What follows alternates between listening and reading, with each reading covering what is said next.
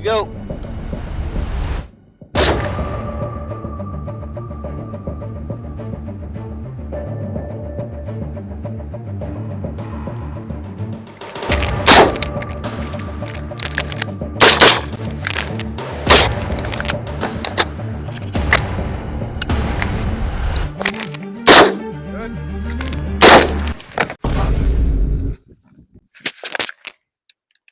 Shit.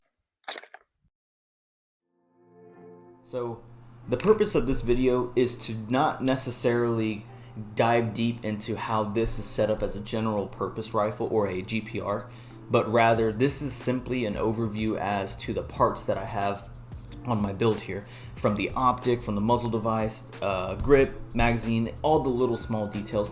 I won't go completely deep into depth about every single piece, but I do want to touch over key items. Many of you already know what an AR10 is, but for those that don't, Classic Firearms made a really good video explaining the differences between an AR15 and the AR10. I'll go ahead and throw a link in my description so that if anybody's interested in checking that out, please feel free to do so. So I won't go into deep detail about what the differences are here, but what I will do is dumb it down to this. An AR10 is a large frame semi-automatic rifle, usually chambered in .308 or 6.5 Creedmoor. So, going bit by bit with this, I'll start off with the most important part, bolt carrier group. So I went with a Wilson Combat AR10 bolt carrier group.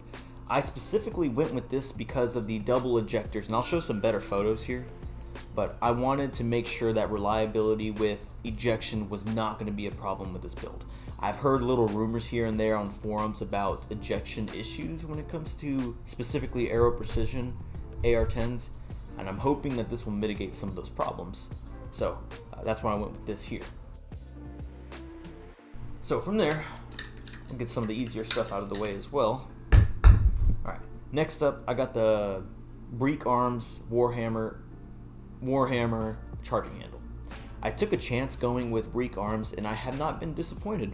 It's actually a really nice and well built charging handle. I'll show better photos of it, but it looks here that they have a slot to be able to vent some of that gas going back from the charging handle out the side.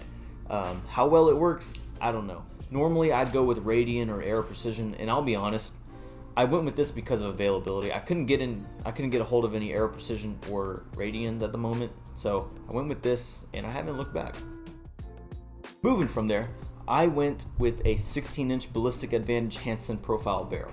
I really like the Hansen profile of barrel where there is a continuous taper from the chamber down to the end of the muzzle. Okay, pause. So I realized during editing that I said that this barrel had a continuous taper down from the chamber to the end of the muzzle. That is not in fact true. It's actually more or less a straight taper. Just really wanted to interject really quickly. Now let me get back to rambling here. I went with a 16-inch barrel because I find it to be a good blend between reaching out to 300, 400, 500, 600 yards, but also being short enough that I can move her in a confined space should I have to do that. But if I'm being real with a large big bore rifle, I don't think I'm going to be doing that.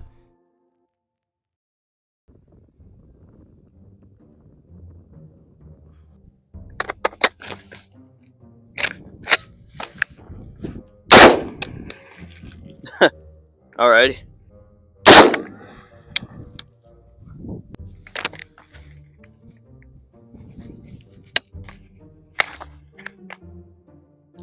Okay. Alrighty. Half functioning rifle in 3, 2, 1. Fuck. Alright. My bad.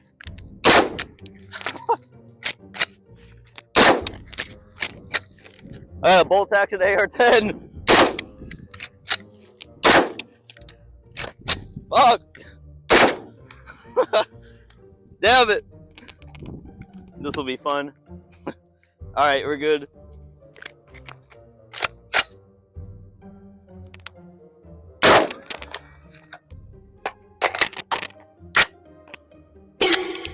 Damn it! Fuck! It's over there! Fuck! It was over here. Chat, help me find it! Chat! Please! Ah! Hurry. Here we go, here we go, here we go. Timer. You're on timer. Here we go. Oh shit. Yay. There we go. 30-second reload. The quickest one on the block. Moving on from there, I have a Sons of Liberty Gunworks Nox. This thing is freaking awesome. I am not gonna lie. I had just a standard A2 birdcage on there. The concussion for a 308 wasn't too bad, but when I slapped this thing on, let me tell you, it almost felt to the same concussion levels at 5.56. Out of a 16-inch 5.56, this felt the same concussion-wise. Now, granted, this was in the windy outdoors. Your mileage may vary. Alright, moving from there. It's kind of hard to see from where we're at. I'll try to get some better photos, but I have an adjustable gas block. Specifically, I have a Superlative Arms gas block. Now, I'm stuck with this gas block. I screwed up when I was installing it. I was trying to drill through the gas block into the barrel to go ahead and pin it, as that's a bomb-proof way of mounting a adjustable gas block. Well, I ended up screwing that, and I ended up having to push the pin in and welding it to the barrel. So I am stuck with this adjustable gas block, which luckily for me is the one that I wanted in the first place. So, all right, let's talk about the optic now. I have a Sig Tango MSR 1-6 on here. Eventually, I'm going to swap this optic out. While this optic is really nice for what it's worth, it is a second focal plane, and for a 16-inch 308 battle rifle, it does well. However, I do want to swap this out eventually for a primary arms 4-14 first focal plane. I want first focal plane for obvious reasons. If I'm going to be geared more towards accuracy with this style of build, that's more or less the optic that I want to go with. Now, I will donate this optic eventually to another build that I have at some point in the future. Maybe my 13.7 AR10, slap a suppressor on there, and I'll have a nice little recce build, a short recce build. But I don't know what I'm going to do with it just yet, but I do know that I do plan on swapping it out. So, moving to my lower receiver. I'm not going to touch up on every single part that went into this, but I will say that I like upgrading each and every little part. For example, I don't usually go with mil-spec takedown pins.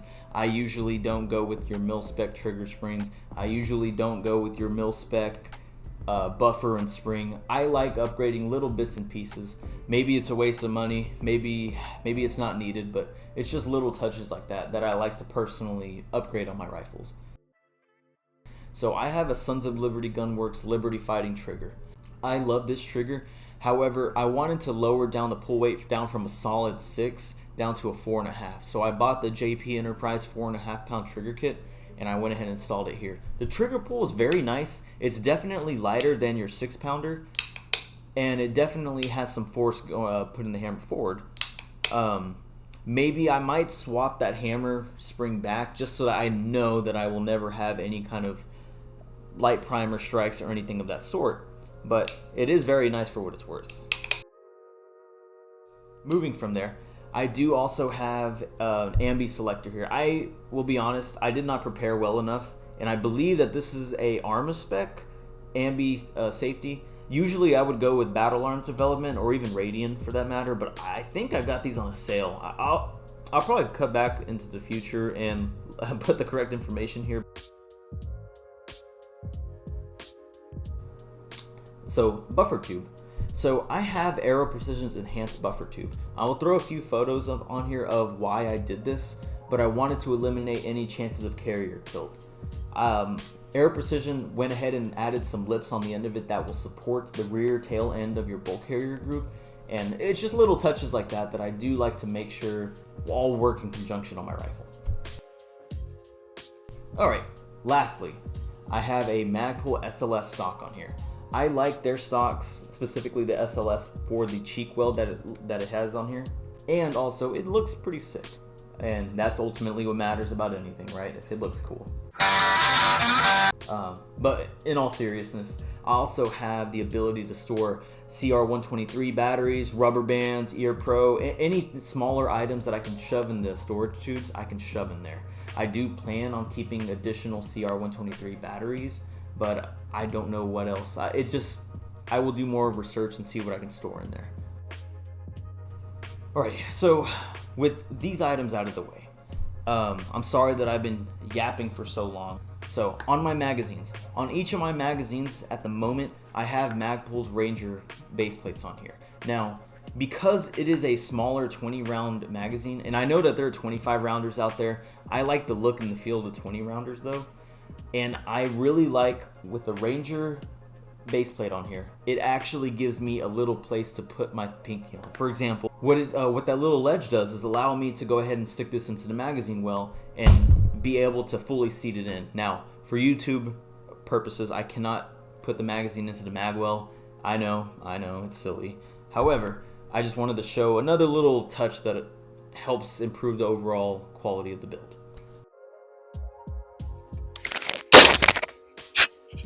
What the fuck?